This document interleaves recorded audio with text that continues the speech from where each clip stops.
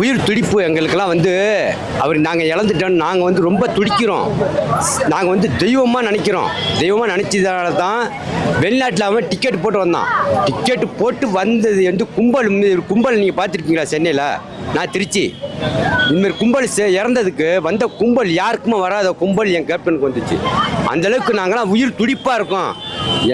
வெறித்தனமானவங்க நாங்களாம் வந்து அன்பு கட்டுப்பட்டுருக்கோம்.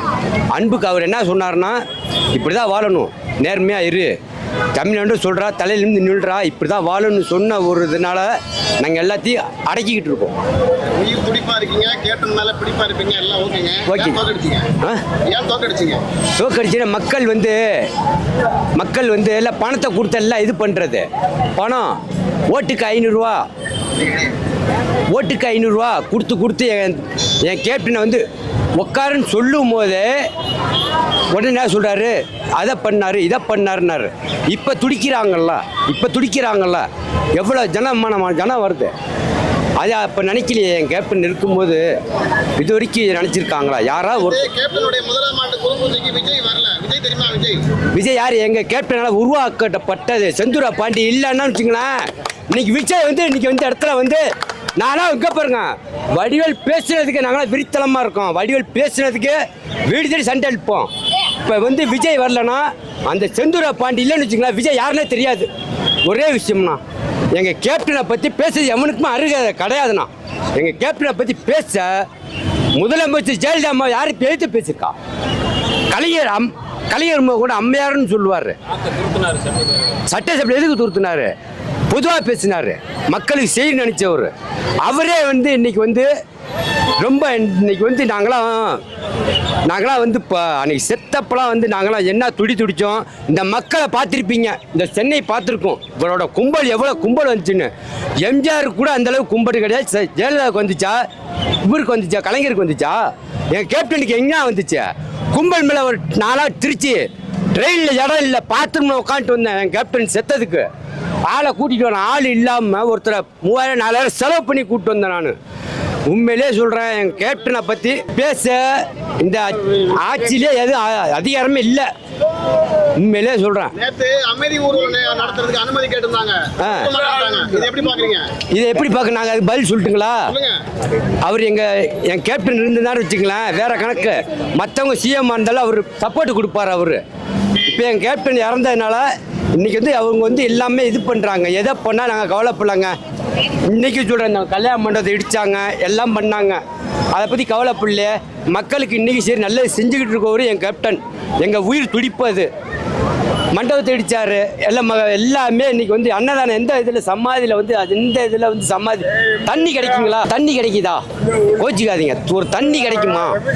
மக்கள் எவ்வளோ மக்களுக்கு வந்து சாப்பிட்றாங்க, எவ்வளோ மக்களுக்கு வந்து செத்தும் இன்னைக்கு சரி பேர் வரணும்னு தான் நினச்சி என் கேப்டன் செஞ்சுட்டு போயிருக்காரு. எங்கெல்லாம் வந்து இல்லை இந்த ஊர்லனா திருச்சி எந்த ஊரில் போனாலும் சரி கேப்டனை பேசுகிறதுக்கு யாருக்குமே சரி, எவ்வளோ முதலமைச்சராக இருக்கட்டும், யாராக இருக்கட்டும், ஸ்டாலினாக இருக்கட்டும், அதை பற்றி நான் கவலைப்படல. ரஜினி கூட வரலன்னா அது வந்து நான் பேசுறதுக்கு விரும்பணும். அது ரஜினி வராருல, எங்கள் உருவாக்கப்பட்ட விஜயே வரல. அவர் பெரிய ஆயிற்று. அவர் வடிவேலுக்கா கருத்து அது சொல்லிட்டுங்களா? கொடை பிடிச்சவர் என் கேப்டனுக்கு சின்ன கவுண்டரில். நானும் அந்த 13-12 வயசுலாம் போய் சின்ன கவுண்டர் படம் ரிலீஸ் திருச்சியில் நல்லா ஓடின படம் 3 மணிக்கு போனேன். வடிவேல் கொடை பிடிச்சிக்கிட்டு வேட்டி கூட இது பண்ண தெரியாது. வேட்டி கூட இதுக்கு போய் கொடை பிடிச்சவர் வந்து எங்கள் இதில் பேசினார். என்ன வாழ்ந்தார்? இன்றைக்கி வந்து எங்கள் சங்கத்தை அடைச்சது யார்? இந்த நடிகர் சங்கத்தை ஒழிச்சது யார்? சிங்கப்பூர்லேருந்து வச்சு எங்கள் கேப்டன் வந்து எல்லாத்தையும் உருவாக்கப்பட்டது தான். ஆனால் ஒரு விஷயம், ஆனால் இப்போ ஒன்று பேசிக்கிட்டு இருக்காங்க, இந்த கேப்டனுக்கு வந்து சங்கத்தில் வந்து ஸ்டாலின் பேர் வைக்கணுங்கிறாங்க. கண்டிப்பாக வச்சா நாங்கள் வறுமையாக கண்டிப்பாக இதாக பண்ணுவோம். அது என்னன்னா கவலைப்பட மாட்டோம். கேப்டன் நன்றி, அவர் மறந்துட்டார். அவர் கேப்டன் அவர் முதலாம் ஆண்டு நினைவஞ்சலுக்கு வராததுனால அவர் தான் அவர் இழந்துட்டாருன்னு நாங்கள் நினைக்கிறோம். எல்லா பொதுமக்கள் எல்லாம் எங்களுடைய கருத்து என்னன்னா, அவர் விஜய் வந்து கேப்டன் செஞ்ச நன்றியை மறந்துட்டார். அவர் வந்து நினச்சி பார்த்து கண்டிப்பாக வந்திருக்குன்னு நாங்கள் எதிர்பார்த்தோம். ஆனால் அவர் வரல.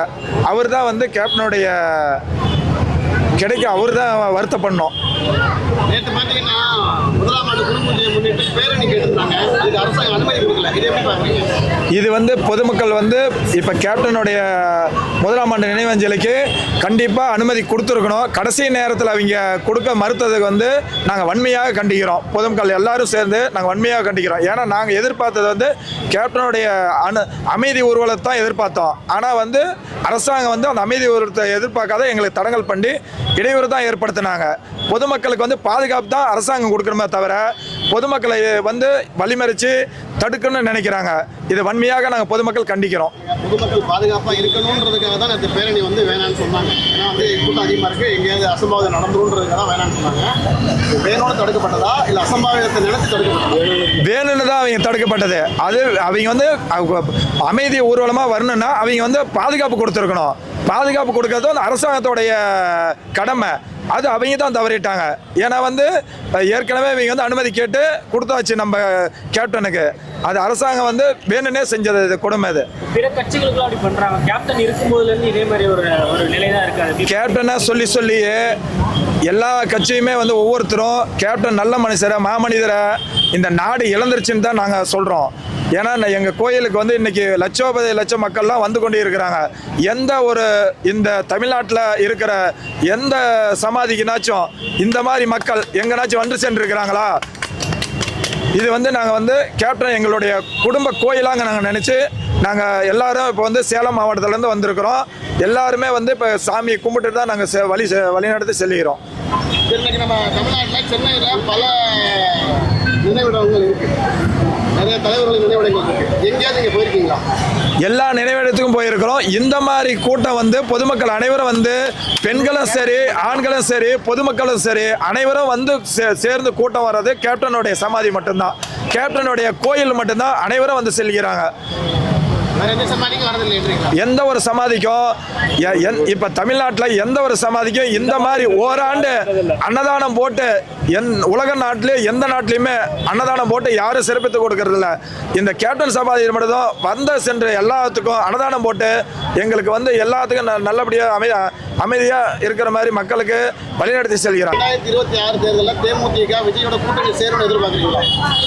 அவர் தான் வந்து கேப்டனுடைய கூட்டணி சேர்ந்து அவருக்கு தான் மரியாதை வரும் ஒழிஞ்சு எங்கள் கேப்டன் ஏற்கனவே வந்து அவர் பல எலெக்ஷனை சந்திச்சு எதிர்கட்சி தலைவர் ஆனவர். அவர் தான் வந்து கேப்டனை நாடி வரணும். நாங்கள் பொதுமக்கள் எதிர்பார்க்கறது என்னன்னா கேப்டன் நாடி அவர் தான் வந்து செல்லணும். ஏன்னா கேப்டன் தான் வந்து விஜய் வந்து முதல்ல படத்தை இழந்த காரணத்தினால விஜய்க்கு கொடுத்தவரே கேப்டன் தான். அந்த கேப்டனை வந்து அவர் தான் இழக்கிறாரு. விஜய் அவர்கள் வந்து வருகை தரல, அதை எப்படி பாக்குறீங்க? அவர் நன்றி மறந்துட்டு இருக்கிறாரு. அவர் வரமாட்டாருன்னு நினைக்க, இதுக்கு மேலே வரமாட்டார். நன்றி மறந்துட்டாரு. ஏன் அப்படி சொல்றீங்க? ஏன்னா அவர் எடுத்து அவர் தான் அவரை சினிமா துறையில் அவர் தான் வர வச்ச மரியாதையை அவரை காப்பாற்ற தெரியல. இல்லை, டெத்துக்கு வந்தப்போ நிறைய பிரச்சனை நடந்ததில்ல, மேபி அதனால வரல. அவர் தனியாக எதுவும் வந்தாரா என்ன நமக்கு தெரியல. ஆனால் வந்த மாதிரி தெரியல. நிறைய பேர் வரலையே, நீங்கள் விஜய் மட்டும் புரிய வைக்கிறீங்க. விஜய் தான் அவர் வளர்த்தி விட்டதை விஜயகாந்த் தான் வளர்த்தி விட்டாரு.